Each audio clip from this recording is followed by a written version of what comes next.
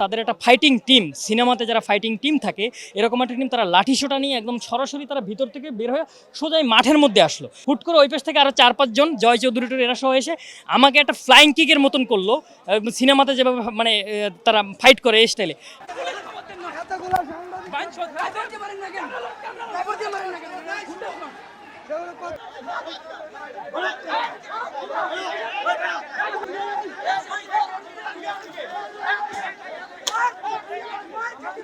Cinema স্টাইলে যে cinema স্টাইলে উড়ে গিয়ে লাথি দেয়, উনি গ্রিল টোপকে আমাদেরকে লাথি দেখাচ্ছেন, লাথি দিবেন।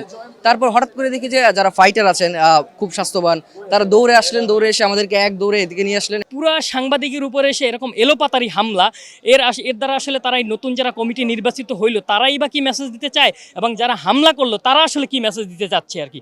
এর সুষ্ঠু তদন্ত এবং কঠোর বিচার দাবি করছি। সাংবাদিকদের উপরে কেন এফডিসিতে হামলা হবে? মানে আমরা তো যেটি দেখি যে কোনো রাজনৈতিক প্রোগ্রাম বা কোনো দলীয় প্রোগ্রামে এই ধরনের ঘটনা ঘটে, কিন্তু বিনোদনে আসলে এই ধরনের ঘটনা আমি বলবো এবারে প্রথম এবং নেককারজনক, আমি এটা বলবো। আচ্ছা আলিম, কিছুক্ষণ আগেই আসলে এখানে যে একটি ন্যাক্কারজনক ঘটনা ঘটে গেল, গণমাধ্যম কর্মীদের উপর হামলা হলো, আপনিও আহত হয়েছেন। কিভাবে আসলে ঘটনার সূত্রপাত এবং কি ঘটেছিল আপনি যদি বলেন। আসলে মূলত সূত্রপাতটা কি নিয়ে, মারামারির সূত্রপাতটা কি, এটা আসলে আমি এখন পর্যন্ত ক্লিয়ার না। আমরা এখানে তাদের শপথ গ্রহণ অনুষ্ঠান কভার করতেছিলাম এই মাঠটার মধ্যেই।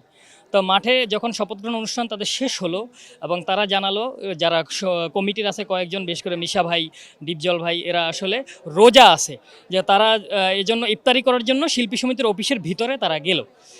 তা আমরা বাইরে এখানেই অপেক্ষা করতেছিলাম এই মাঠের মধ্যে, ঠিক এই জায়গাটার মধ্যেই। মূলধারার মিডিয়ারাই বেসিক্যালি আমরা এখানে বেশিরভাগ ছিলাম।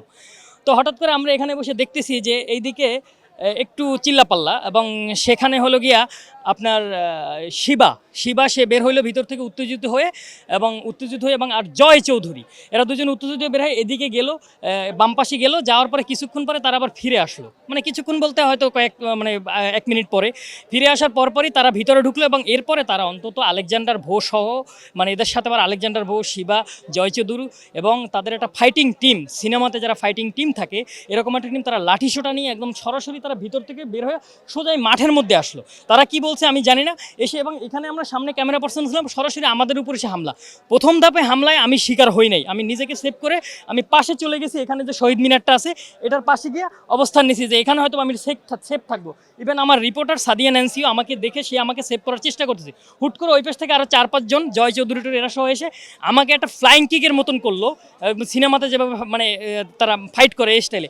আমি গিয়ে এখানে পাশে যে রেলিংটা আছে এটার উপর, এখানে যে সুচালো রেলিংটা, এটার উপরে গিয়ে পড়লাম, এবং সেখানে পড়াতে আমার বাইরে থেকে আবার আমার ড্রাইভার, আমার 18 নিউজের যে ড্রাইভার খোকন, ও আসলে আমাকে বাইরে থেকে এরকম ধাক্কা দিয়ে সেভ করছে। যদি সেভ না করতো, এই যে আপনারা দেখতে পারবেন যে এখানে যে কী হয়েছে, এইটা আসলে হতো কি, যেটা যদি ও আমাকে সেভ না করতো সেক্ষেত্রে হয়তো এখান থেকে ওই রেলিংয়ের যে সুচালু যে অংশ, লোহার অংশ, দ্বন্দ্বটা, এটা আমার পেটের মধ্যেই ঢুকে যেত আর কি। তা আল্লাহ আমাকে সেভ করছে, বা খোকন ওখানে হঠাৎ করে এসে গেছে।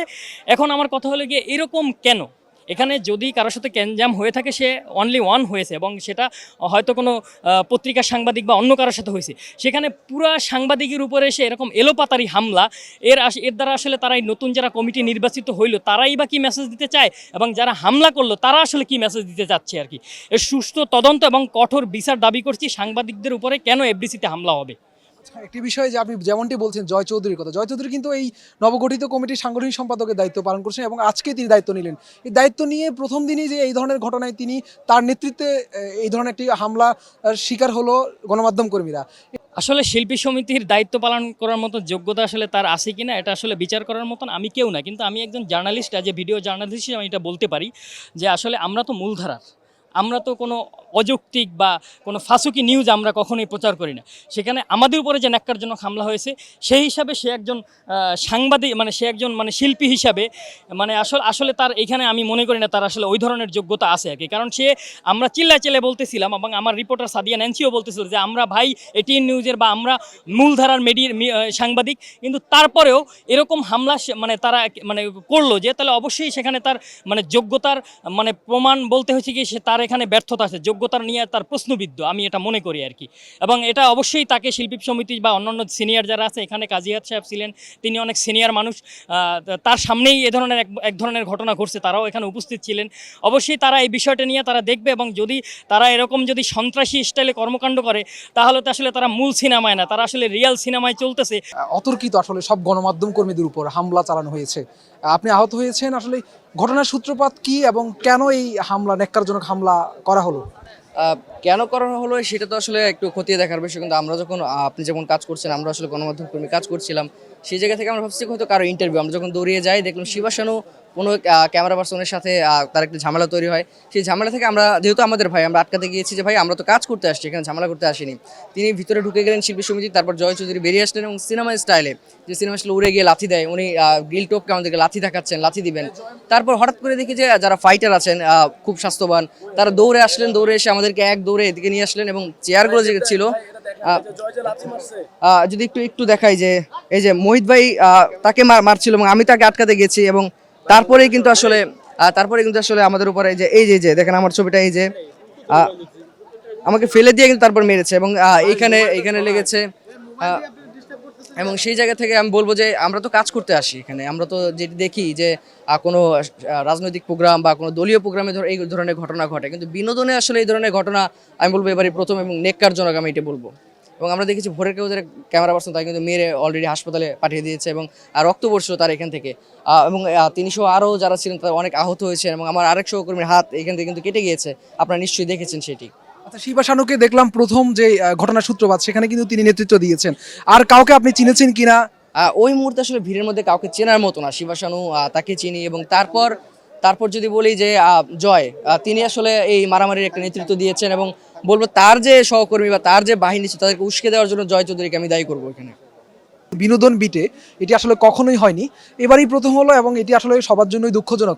অবশ্যই এর বিচার চাই, কারণ একজন গণমাধ্যম কর্মী, যেটা বলি যে সমাজের আয়না বা দর্পণ, তাদের উপর যেহেতু হামলা, আমরা কিন্তু তাদের অতিথি, কারণ আমরা তাদের নিউজে আসলে করতে এসেছি। তাদের মিলাদ মাহফিল ছিল, নতুন কমিটি যারা শিল্পী সমিতি নির্বাচনে জয়ী হয়েছেন, তাদের নিউজ করতে এসে যদি এরকম হামলা শিকার হয়, সেটা আসলে কি বলবো, এটা আসলে বলার ভাষা রাখে না।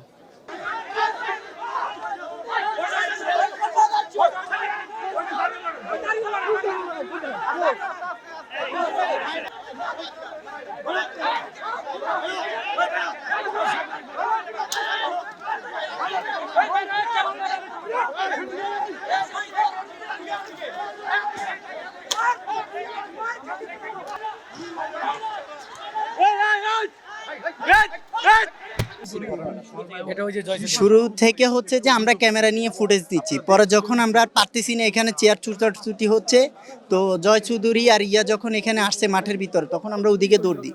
তো তাদের যে সংগঠন ওদিকে লোক আছে, ওরা আমার হাতের টাইফয়েড দিয়েই আমাকে বাড়ি দিছে, তো আমার হাতটা ফেটে গেছে আর আমার হাতে অনেক অতর্কিত ভাবে।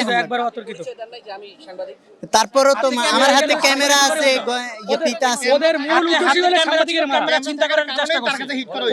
আমার হাতে ক্যামেরা ছিল, তারপরে আমার গলায় আমার অফিসের ফিতা ছিল, তারপরে আমাকে বাড়ি দেওয়া হয়েছে। ক্যামেরা থাকার কারণেই তাকে হিট করছে। আমার হাতে যে ক্যামেরাটা, তার জন্য আরো বেশি হিট করা হয়েছে। আমি একটা সুস্থ বিচার চাই। আর আমরা জয়ের পদত্যাগ চাচ্ছি।